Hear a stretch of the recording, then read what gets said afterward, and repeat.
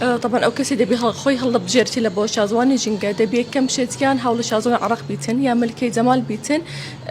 یاڵ دەتوانی خۆت بەشدارکەی چکە من هەوڵی شازوانی عراقم و شازوانی هەولێرم فەمن خۆم بەشدار کرد و ئینشاءالله نازناوەکەی دەینم ناوەکەی دەینم زۆر دڵخۆشم بەڕاست دەستمەوەی دەرس کە حەزم لێ ناوی عراق و ناوی کوردستان بە جوانترین شێوازێک دەرکەوم حەزم لێ پێشانیان دەم کە کچی کوردستان کە کچی عراق دائما جەریئن ثقافتیان جوانە کچەکانیان جوانن حەزم لە پێشانیان دەم کە وڵاتی ما کە وڵاتی کوردستان کە وڵاتی عراق دائما بەرەوە پێش دەڕۆین بەڕاستی حتا ئێستا نازانم زلکوبەرکێک هەیە وەتانیە ناوی ئەو زلکوبەرکەکە بۆ خۆی منەظەمەکە لە بۆ من حازر دەکەم بەس ئەمن بڵ منەظەمەکەی خۆم گوتم حەزم لێیە زلکوبەرکێکی کوردی بیتن کە تەمسیلی کوردستان بکاتن ئەوانیان گوتیان